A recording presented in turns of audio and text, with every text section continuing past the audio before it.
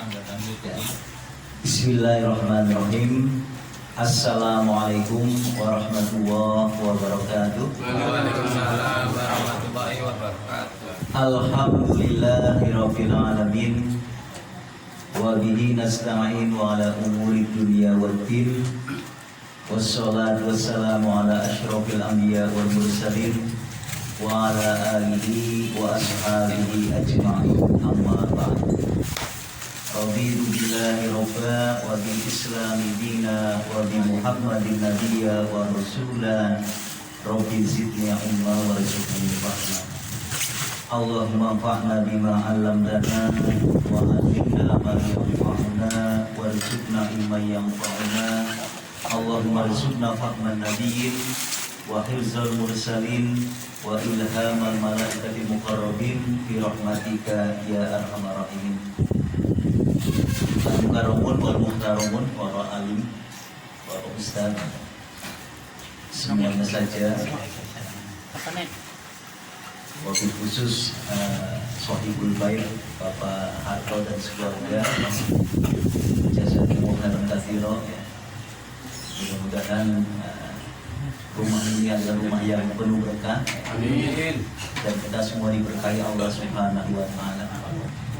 Baik Bapak Saudara sekalian, ya. Ini belum sempat menikmati apa nasi goreng. Terus coba balik. Nasi goreng Yasin Karena aja. ini mohon maaf agak terlambat ya.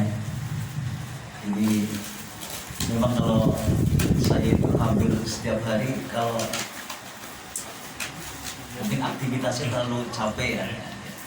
Sehingga biasanya kalau habis maghrib pulang dari masjid, kalau tidak ada taklim itu langsung delengan, kamar ya, AC ya kan, sambil nonton TV, setelah tidur ya kan. Ada TV ini sing nonton Ya, TV-nya tetap nyala tapi orangnya tidur ya. TV-nya yang nonton. Tahu-taunya setengah 9 ada yang dari yang buka Pak, tapi tangis sendiri ya. Istri kaget. Istri di ruang tengah juga sedang nonton di TV One. TV One ada acara ILC ya. Iya. Tapi jadi dia kaget tangannya. Aku pengajian gimana piye? Bisa orang pesen ya mau dibuka sama dia. Tapi alhamdulillah setengah ayo orang buka seakan-akan. Dia larang dia. Langsung ambil air wudhu, sholat isya ya kan, terus langsung ke sini ya kan. Hari ini memang ya beberapa hari, 3 hari ini ya mungkin terus karena ini istri lagi seneng kasih ya taman ya, gawe taman ya, seneng ya. Sehingga saya kemarin sejak hari Ahad itu minta salah satu karyawan supaya berangkat ke toko ngerewangi saya Pak, gawe taman gitu ya. Jadi orang nggak tukang-tukang harus ya dewek baik ya, sementing anak-anakan cane ya kan. Ya paling hanya 5x5 ya di virus itu saya cari tempat sedikit 5x5 ya. Kita fondasi sendiri, kita pasang saka-saka sendiri, sementing asingan cane ya. Terus pasti kan degil ya, barang gampang ya Pak ya. Saka-sakanya nganggo pipa-pipa ya, terus dicor ya. Terus tadi harus saya teruskan, saya cat ya. Saya terus kemarin saya buat rak ya kan. Saya cat sendiri ya kan. Oh tuh punya, apa kajian itu cat ya kan? Kalau ngomong sih ya kan. Ya, taruh nyaman dia ya. Ini mungkin terlalu capek ya. Tadi pulang dari toko bojo, di kan ngelamun anak saya. Wih, klengkeng ngejalur ke manusia ketewu ya.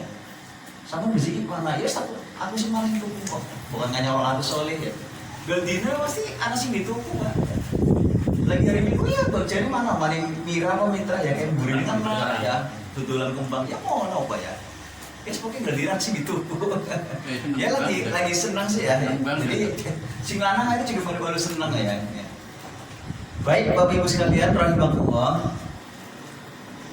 Ya apa hubungannya ya Pak? Omongan aku hubungannya beli? Masuk. Gak paham. Ya kok dikat ya. Baik, Bapak Saudara sekalian, Saya sudah pernah menyampaikan, nah ini saya kira saya lanjutkan saja ya. Mohon maaf Pak Kiai, ya. Barangkali tadi malam sudah saya sampaikan di Masjid Baitur Rahman ya kan. Jadi biar ini turun-turun silongko ya, ini suara apa-apalah ya. Bocoran nih. Terus ngerti bocoran ya. Pada pertemuan yang lalu sudah saya sampaikan tentang harta haram. Ya. Ternyata harta haram itu banyak faktor, banyak sebabnya. Ya. Di antaranya adalah karena hasil kezaliman, ya. Baik kezaliman terhadap hak Allah, ya, maupun kezaliman terhadap orang lain. Ya kan? Yang sudah saya sampaikan kemarin itu kezaliman terhadap hak Allah, ya. Di mana Allah sudah banyak memberikan kita manusia rezeki, ya, harta, ya. Namun ternyata apa? Tidak mau mengeluarkan zakat, ya. Tidak mau infak dan sedekah, ya. Nah ini padahal harta yang demikian itu kalau dalam beberapa ayat di antara surat Al-Imran 180, wala yahsabanna alladziina yabkhuluna bima atahum min fadli wa khair bal huwa syarrul lakum sayutawwaquna ma bakhilu bihi yaumal qiyamah. Jadi janganlah sekali-kali menyangka orang-orang yang bakhil, ya, terhadap harta kekayaan itu kemudian apa? Menganggapnya, menyangka itu adalah baik, ya kan? Padahal itu adalah buruk. Sayutawwaquna ma bakhilu yaumal qiyamah, ya. Nah, ini juga ada dalam keterangan hadis yang sahih bahwa nanti apa? Justru harta yang demikian itu kelak akan menyiksa dirinya, ya kan? Karena akan dijelmakan menjadi ular berbisa. Yang mana ular berbisa itu kemudian akan apa? Melilit mengalungi lehernya. Dan kemudian ular itu berkata, anakan zuka wa ana maluka. Aku adalah simpananmu, aku adalah hartamu yang dulu tidak dikeluarkan zakat, infak dan sedekah. Nah, ini yang pertama. Kemudian yang kedua, hasil kezaliman terhadap orang lain, ya. Saya kira banyak, ya, bentuk-bentuk kezaliman terhadap orang lain, ya. Cara-cara yang zalim, ya. Nah, kemudian yang ketiga, nah ini yang ingin saya sampaikan Pak, ya. Harta haram itu juga bisa karena apa? Hasil penjualan, maka otomatis kandang juga najis. Tapi bagi mazhab Maliki dan Hambali, jual pupuk kandang dari kotoran hewan ternak itu halal, boleh, dan keuntungan hasil penjualan juga halal. Dan boleh membuat kandang ayam di atas kotoran ikan, dan bila ikannya dipanen dan dijual tidak perlu dikarantina terlebih dahulu karena ikan tersebut bukanlah termasuk jalalah yang memakan najis. Nah kalau dari dua pendapat ini kira-kira mana yang bisa dipilih Pak? Pilih dengan Pak. Pilih yang halal. Berarti orang najis, nggak najis, ya. Berarti yang menonton black ayam bapak orang apa ya? Orang najis sih. Tetap bersihkan, ya tetap bersihkan, tapi kan tidak najis, ya kan? Tetap dibersihkan, ya kan? Kemudian yang keempat Bapak sekalian, bangkai. Bangkai itu apa sih Pak? Batang tadi, ya kalau di batang masih apa, ya kan? Bangkai itu adalah hewan yang mati tanpa disembelih atau dibunuh dengan cara yang tidak sesuai dengan tuntunan syar'i, ya kan? Nah ini hukum bangkai, saya kira sudah jelas. Bangkai hewan yang hidup di darat dan mengalir darahnya, nah ini ya, seperti ulama itu hukumnya najis. Al-Maidah ayat 3, ya kan? Yang termasuk bangkai itu apa Pak? Yang termasuk bangkai itu apa? Kalau dalam surat Al-Maidah ayat 3 itu sudah ada rinciannya. Al-munkhaniqatu wal mauqudatu wal mutaradiyatu wan natihatu wa ma akalas sabu'u illa ma dzakaitu. Berarti yang termasuk bangkai itu yang pertama diantaranya hewan yang mati karena tercekik ya Pak ya. Tercekik langsung mati blok Pak.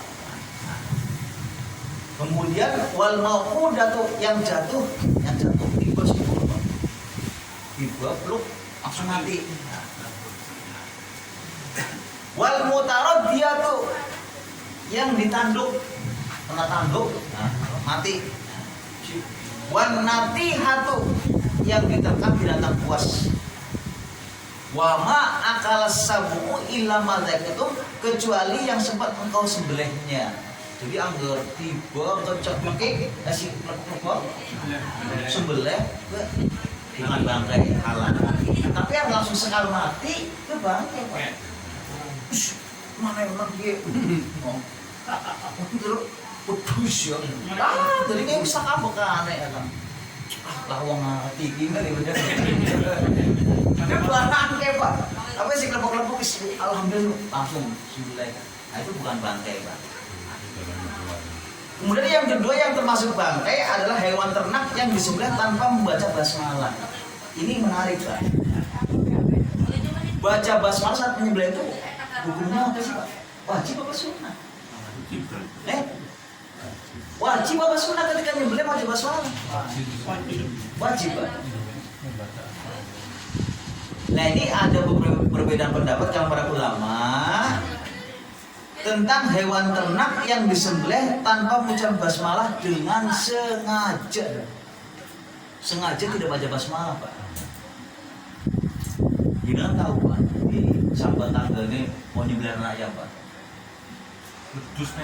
Putus apa? Putus ya. Kalau idul adha saya juga sering ya di panitiaan kambing ya. Bahkan kemarin sapi saya sembelih sendiri ya. Saya pernah kok beberapa kali ada tetangga nyari saya minta Pak sembelih ayam Pak. Mungkin orang tergelap apa ya.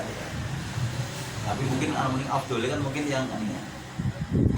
Nah ini tentang hewan ternak yang disembelih tanpa ucapan basmalah dengan sengaja, para ulama beda pendapat Pak. Dalam mazhab Hanafi, Maliki dan Hambali, hewan ternak yang disembelih tanpa mengucap basmalah dengan sengaja hukumnya bangkai Pak. Bangkai ya najis ya. Wala ta'kulu mimma yudkarismallah alaihi wa innahu lafiskun, surat Al-An'am 120 Pak. Janganlah memakan binatang yang tidak disebut nama Allah ketika menyembelihnya, sesungguhnya perbuatan mereka adalah perbuatan fasik. Jadi orang Islam menyembelih dengan sengaja tidak baca basmalah. Tapi dalam mazhab Syafi'i, nah ini Pak,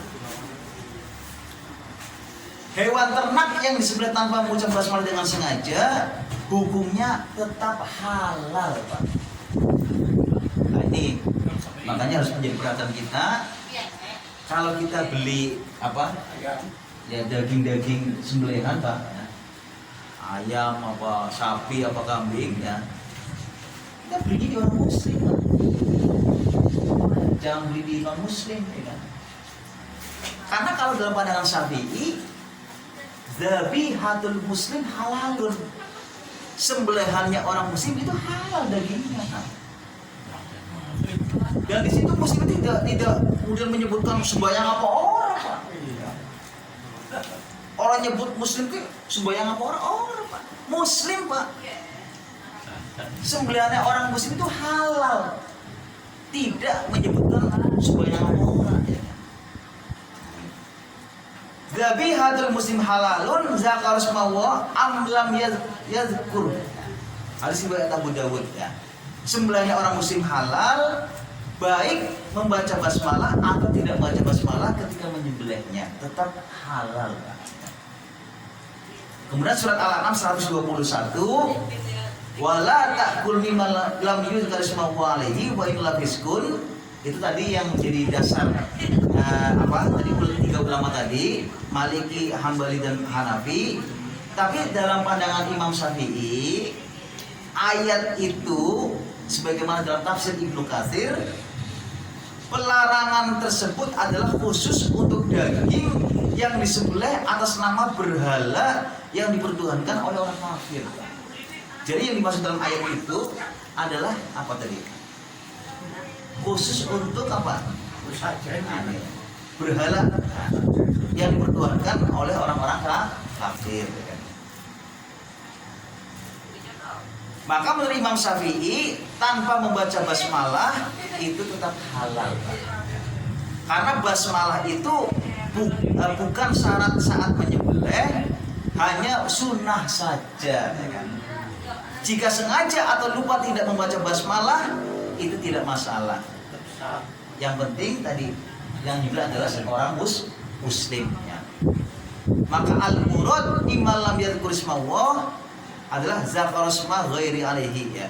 Yang dimaksud tadi ayat tadi adalah berarti yang menyebut nama selain Allah. Nah, di sini juga ada dikuatkan oleh satu riwayat, saya pernah membaca juga, ketika Aisyah itu mendapat kiriman daging, Pak, dari satu kaumnya. Aisyah itu tidak tahu pasti daging-daging itu ketika hewan itu disembelih baca basmalah tidak. Nah ini kayak jenengan ya, oleh kiriman daging, Pak. Apa berkat apa idul kurban, jenengan takon beli, Pak. Dia mau, dia boleh basmalah. Anak berkat kiriman ki sing sapa? Ki kemudian nang dik macam basmalah apa ora ya, Pak ya? Kan tidak tahu pasti baca basmalah atau tidak. Maka apa yang disampaikan oleh Rasulullah kepada Aisyah apa? Samullah wa kulu. Maka bacalah basmalah kemudian makanlah. Artinya sebelum memakannya adalah membaca basmalah. Nah ini ditarjih, jika tidak diketahui baca basmalah atau tidak saat penyembelihan, maka wajib baca basmalah saat akan memakannya. Jika ragu-ragu tentang kehalalannya, lebih baik ditinggalkan. Bukan ragu, ya. Dak ma yuribuka ila ma la yuribuka. Kalau ragu ya sudah, ditinggalkan. Wah, yang enak itu daging kan. Masakan kan sedep ya. Bismillah ya, Pak. Tapi sekali lagi asal apa tadi? Muslim ya, Pak ya, yang menyembelih muslim. Itu kalau dalam mazhab Syafi'i, selagi yang menyembelih muslim tanpa baca basmalah itu adalah halal. Yang ketiga, hewan yang disembelih oleh orang non muslim. Nah, bisa orang kafir ya, Pak ya? Non muslim ya, Pak ya? Coba tak hewan yang disembelih oleh orang kafir ya, Pak ya? Tapi hewan disembelih oleh orang non muslim, Pak. Halus ya, Pak ya? Sekarang yang non muslim ya berarti apa, Pak? Non ya, non muslim berarti selain Islam ya, Pak ya? Berarti orang yang tidak menganut agama Islam. Anwar Simbayang Islam bukan? Islam ya, Pak ya? Wajib di sholat enggak? Wajib. Ya jibu tajhizu kala muslim mahkumin bi islami walau tarikas sholat. Tetap wajib diurus jenazahnya, dari mulai dimandikan, dikafan, disolatkan, walau tarikas sholat. Sekalipun dia meninggalkan sholat, tapi muslim, dia wajib diurus jenazahnya sebagaimana muslim yang lain. Ya jibut tajhizu kala muslim mahkumin bi islami walau tarikas sholat. Itu ada ya. Non muslim itu ada dua macam, Pak. Non muslim yang memiliki kitab samawi. Siapa yang memiliki kitab samawi, Pak? Kristen, Nasrani, Yahudi. Jadi ini menjadi masalah. Yahudi Nasrani sekarang ini sama enggak? Apakah tetap dinamakan ahlul kitab, Pak? Tetap apa enggak, Pak? Kan to'amu ahlul kitab hilul lakum. Makanan ahlul kitab, termasuk sembelihan ahlul kitab itu halal bagi kalian. Jadi ahlul kitab yang sekarang ini sama nggak dengan ahlul kitab yang masa lalu? Nggak sama kan? Nah ini nanti menjadi masalah ya kan? Non muslim ada dua macam. Pertama yang memiliki kitab samawi itu Yahudi Nasrani, atau disebut dengan ahlul kitab. Yang kedua non muslim yang tidak memiliki kitab samawi seperti apa? Buddha, Hindu, Konghucu ya. Itu tidak memiliki kitab samawi. Ittifaqul ulama, para ulama sepakat non muslim yang tidak memiliki kitab samawi seperti Hindu, Buddha, Konghucu, daging sembelihannya termasuk bangkai. Tapi jenengan anggar mani bali apa ya. Sekalipun yang dimakan halal ya. Tapi sini boleh Hindu, Bali, Hindu ya. Itu bangkai, Pak. Berhati-hati, Pak. Pokoknya anggar mana suka makan Indomie Bali, Pak. Ya. Atau cari apa tadi? Warung-warung muslim apa ya? Anang siapa kayak penyanyi ke ya, Almani Bali sangune koperasi ini Indomie Pak. Karena tidak mau sembarang makan di sana Pak ya kan. Apalagi daging-daging itu ya kan. Tahu mana Pak? Belum tahu ya. Plesir sekali-kali pengajian kayak gini aja ya. Sesuatu apa apa ya Pak ya? Para ulama sepakat masih ada waktu Pak. Sebentar lagi ya Pak ya. Kapan nyambung sih ya. Ini jam berapa? Jam 9.45. Berapa menit lagi Pak? 10 menit lagi. Ya, 10 menit saya jawab ya. Ittifaqul ulama, non muslim yang tidak memiliki kitab samawi dan sebenarnya ada termasuk bangkai. Ittifaqul ulama, non muslim yang memiliki kitab samawi, ahlul kitab itu adalah halal. Nah ini yang menjadi masalah, ahlul kitab sekarang ini sama enggak dengan kitab yang masa lalu?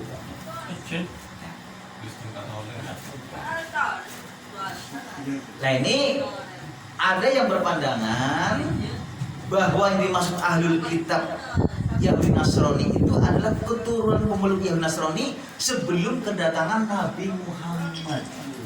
Iya keturunan.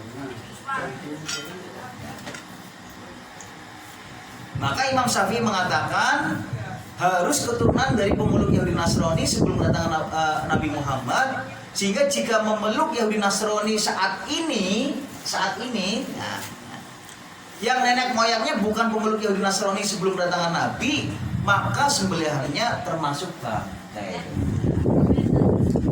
Bahkan Umar bin Khattab dan Ali bin Abi Thalib pernah melarang memakan sembelihan Nasrani dari Bani Taghlib, Nasrani dari suku Arab, Kristen setelah ada perubahan yang diubah oleh para pendetanya. Umar saja itu sudah melarang, Pak. Karena sudah ada perubahan dari para pendetanya. Tapi pendapat yang kedua, ahlul kitab itu ya termasuk Yahudi Nasrani dulu juga sekarang. Kira-kira dari dua ini mana Pak yang kita pilih Pak? Berarti sembelihannya orang Nasrani saya halal Pak? Halal Pak. Tinggal kafirin ya Pak ya. Makanya tadi Pak, cari yang muslim ya. Kamu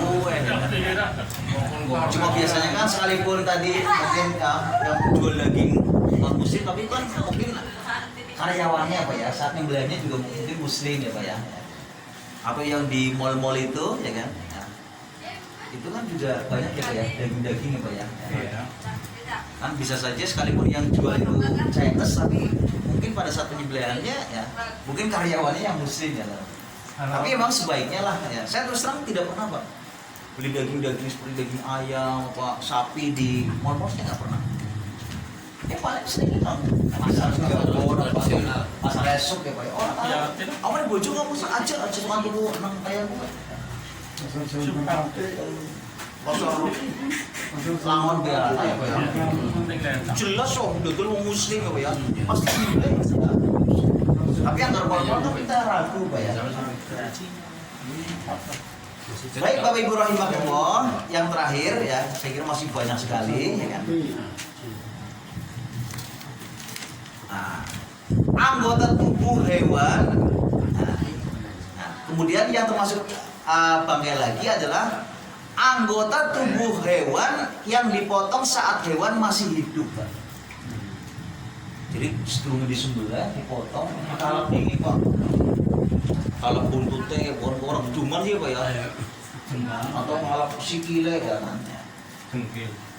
Makutia min hayyin fahu mayitun. Bagian tubuh yang terpotong saat hewan itu masih hidup, maka bagian dipotong itu adalah bangkai. Masih kayak gue Pak. Bangkai ya Pak ya. Sebelum dikalah. Berarti nggak punya peri kehewanan. Nah, peri kehewanan. Padahal harus manusiawi ya Pak ya. Kemanusiaan ya. Ada kasih sayang terhadap hewan yang akan disembelih, nggak dilus-lus ya. Bahkan degusin apa ya Pak ya? Iya, tetusi. Mungkin 2 tahun lagi bernapa. Ya, 2 tahun pasti kurbannya waktu itu kebo Pak. Saya tahu sebesar sih Pak ya. Itu degusi Pak, sore nih Pak. Kan kurban itu degusi disambut apa Pak? Kembangi. Degusi disikat kenapa Pak? Kembangi itu ya orang. Karak lagi. Ya maksudnya kan baik ya Pak ya. Nanti kita akan mempersembahkan sesuatu kan yang ya. Tapi yang penting tidak ada tujuan-tujuan mistis ya Pak ya. Supaya bersih ya. Jual beli organ tubuh manusia. Nah ini seperti ginjal ya Pak ya. Nah ini beda dengan donor darah Pak nanti ya. Dan ini kalau organ tubuh Pak ya. Anggota yang dipotong dari yang hidup adalah bangkai. Maka pada saat ginjal diambil dari orang yang menjualnya, ginjal tersebut berubah hukumnya menjadi bangkai, dan bangkai tersebut tidak sah diperjualbelikan. Nah ini ittifaqul ulama, jual beli organ tubuh itu dilarang ya kan? Karena organ tubuh milik Allah, bukan milik perorangan, dan haram menjual bukan miliknya. Dan menjual organ tubuh berarti merendahkan martabat manusia, padahal Allah telah memuliakannya. Tapi boleh mendermakan, donor ya, mendonorkan organ tubuh kepada orang membutuhkan tanpa mengambil imbalan, dengan syarat si penderma tidak celaka dengan diambil organ tubuhnya dari tubuhnya, dan diyakini bahwa proses pencangkokannya berhasil. Dan pemberian hadiah atas dasar hormat terhadap orang yang mendonorkan, mendermakan, dan sebagai rasa syukur terima kasih itu tidak mengapa. Tapi kalau orang itu kemudian diberi penghargaan ya. Nah, itu ada mengapa. Saya kira masih banyak ya Pak ya. Kalau darah jelas ya, sini ya. Di darah manusia tadi donor darah siapa ya? Nah, ini jual beli darah manusia. Tentang jual beli darah manusia, ini para ulama ya kan, banyak berpandangan itu haram karena darah adalah bagian dari organ manusia dan organ manusia tidak boleh diperjualbelikan. Tadi sudah. Bahkan Majma' al-Fiqh al-Islami, hukum mengambil imbalan dari penjualan darah tidak boleh karena darah termasuk benda yang haram untuk diperjualbelikan berdasarkan Al-Quran dan hadis Nabi. Terkecuali, nah ini terkecuali saat darurat untuk tujuan medis, jika tidak didapatkan orang yang mau mendonorkan darahnya kecuali dengan imbalan, lawang gelem Pak. Kecuali kudu tutup. Maka dalam keadaan darurat itu hal yang dilarang itu dibolehkan. Nah ini pembeli boleh memberikan bayaran harga darah dan dosanya ditanggung si penjual. Berarti dosanya tanggung penjual. Oh didul Pak. Padahal kita lagi butuh darah, tapi kok itu kok masih dosen nanggung sini kadal gue Pak. Ya kan? Tidak mengapa bila memberikan uang tanda penghormatan dalam bentuk hibah atau hadiah sebagai pendorong motivasi orang untuk giat mendonorkan darah demi kemanusiaan. Nah ini dibolehkan. Ini dibolehkan karena termasuk akad hibah, bukan akad jual beli. Sampai ini gini Pak ya. Jam berapa Pak? Ada jawab. Tanya jawab wes ya. Ustaz, kalau Ya, monggo, Pak. ada di tempat saya kan ada juru masak, Iya. orang Nasrani, Ustaz. Nasrani. Itu masaknya gimana, Ustaz? Kan dia pasti tidak pakai basmati. Yang masak itu orang Nasrani. Selagi yang dimasak itu adalah barang-barang yang halal, ya, barang-barang yang halal, itu saya kira halal, Pak. Sekalipun yang masak itu adalah Orang masak. orang Nasrani. Dia juru masak di gereja. Tapi Juru masak sih, Pak. Kan dagingnya tadi sebenarnya tumbuhnya nama Muslim ya Pak ya. Terus kemudian apa namanya tadi yang dimasak itu daging-dagingnya adalah daging-daging dari hewan-hewan yang halal. Itu tetap halal makanannya Pak. Nah ini maaf, saya pernah ditanya Pak. Kalau ada acara-acara non-Muslim Pak, kemudian diberi apa namanya tadi berkat apa makanan-makanan yang berisi daging ya. Itu boleh nggak diterima? Boleh nggak diterima boleh? terima pemberian diterima. Boleh. Jadi makanannya halal itu ya. Makanannya halal. Lah itu memang kalau berdasarkan tadi ayat tadi wata'u ahlul kitab itu kan oke Pak ya. Kalau yang dimaksud ahlul kitab mereka terus cuma ahlul kitab ya berarti halal. Tapi kalau saya terus terang Pak, apa namanya? Ya ragu ya Pak ya, ragu. Tapi saya sendiri juga terus terang sering diundang ya Pak ya. Acara-acara di ya katakanlah relasi-relasi ya. Kayak Afi mau sering ada acara gathering di hotel-hotel, saya sering diundang memang. Ya, makanan juga makanan yang gitu. Tapi itu kan yang masak itu kan dari hotel itu ya Pak ya. Iya Pak, yang masak kan itu. Saya kan berkeyakinan, oh sekalipun ini yang mengadakan acara ini Chinese ya, tapi kan yang masak itu kan saya kira kan karyawan yang mayoritas Muslim Pak. Terus kan daging-daging juga daging-daging yang hewan-hewan yang halal Pak ya kan. Gak ada babinya, gak ada anjingnya Pak. Paling ya kan ya ayam, ya, kadang sapi apa ya. Tapi saya terus terang gak pernah doyan Pak. Oh berarti aku kira cocok panganan hotel-hotel cocok Pak. Pangannya ya, bujur aku orang sampai panganan pirang-pirang kayak gini orang-orang belum notol. Paling karena minum ya. Kalau acara itu kan makanan ganti-ganti terus Pak. Delok urung-urungan bawa panganan pirang-pirang ya. Kan roll table sih Pak ya. Terus delok kan ganti mani terus pemenunya Pak. Sampai ping 10 anak. Dan saya bujur sampai saya orang-orang tuh belum mau Pak. Cici kayak orang cocok Pak. Bayangannya nggak aneh. Kayak jauh wes sawah temenan. Hati-hati. Sawatnya temanan. Iya, masalah makanan dari paling sensitif. Kayak gue. Tidak lah saya pangan kayak orang anak gue ya. Ya anaknya sama-sama anu kayak yang diundang. Pak, dimakan apa? Gitu. Atau mungkin saya paling minum. Karena kacang-kacang tidak pangan, kacang kayak kacang biasa ya. Sop ya, sop kayak ya. Macam-macam. Kayak orang cocok nih Pak. Dan anggar buka telung tahlil gitu. Berkat tembok terakhir.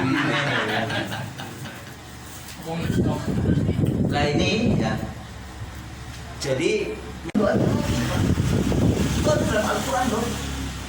Alhamdulillahilladzi khalaqa minal ma'i basyaran wa ja'alna sabra wa sidra wa kana rabbuka qadir. Ada dalam Al-Quran.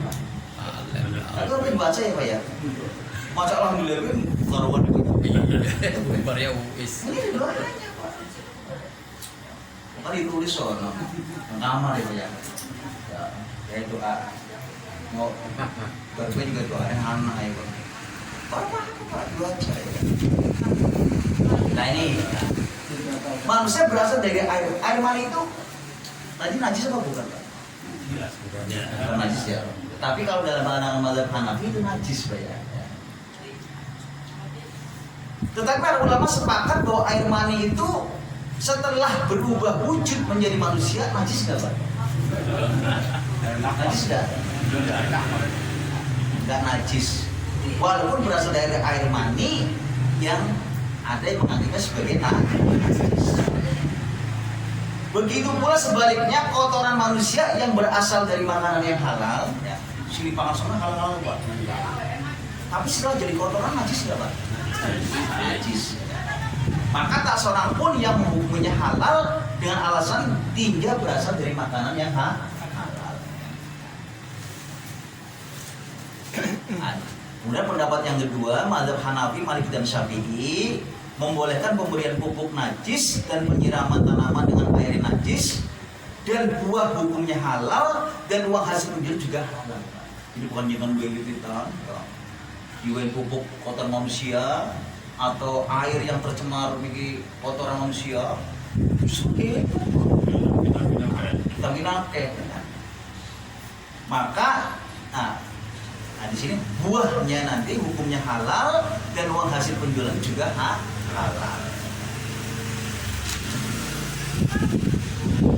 Bahkan ada riwayat ya, Sa'ad bin Abi Waqqas memberi pupuk tanamannya dengan kotoran hewan dan kotoran hadis riwayat Baihaqi. Maka Ar-Raji, pendapat yang terkuat dari dua pendapat itu, bahwa tanaman atau pohon yang diberi pupuk najis atau disiram air yang tercemar najis manusia seperti tinja adalah halal dan tidak najis. Bila dipanen dan dijual, maka akan jual belinya sah dan harta penjual tanaman itu buah itu adalah halal. Nah, kemudian yang kedua, kalau tadi kotoran manusia ya dan pupuk ya.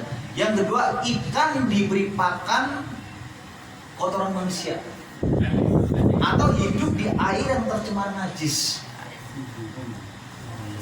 Contohnya iwak apa Pak? Kolu panjenengan mangan Pak. Enak ya Pak ya. Wong aku udah sering main gojok ya, main pasar-pasar kayak lele. Oh abine tuh sih seneng. Aku pesen sana 1 kilo sisa, tapi sisa nih bumbuni ya Pak. Iya. Karena bumbuni kan 6.000 1 kilo Pak ya. Gede yang pangan daging aku cuci ya. Abine tuh doyan ya, doyan ya. Aja dilempar kamen ya, padahal enak ya Pak ya. Nah ini saya pernah dulu tahun akhir 80-an ya, yang menjelang 90 ya. 88 lah ya, ketika saya masih aliyah di Jakarta. Saya dulu aliyah sekarang di Jakarta Pak ya. Pada saat aliyah tingkat akhir itu seperti kuliah tingkat akhir ya Pak ya, ada kalau dulu aliyah namanya PPM, praktek pengabdian masyarakat. Kalau kuliah kan KKN ya Pak ya, kuliah kerja nyata ya, itu sama 2 bulan ya. Kalau ini PPM, praktek pengabdian masyarakat Pak. Jadi semua disebar Pak, semua disebar kemana-mana. Saya dapat di Tasikmalaya, di Ciawi Pak, Kecamatan Ciawi, Tasikmalaya. Tapi tempatnya naik ke atas ke bukit Pak, daerah dingin gitu Pak. Dia pernah di sana Pak, di Ciawi. Di sana itu hampir setiap rumah itu di belakang itu ada empang Pak. Semua Pak. Semua ada empangnya.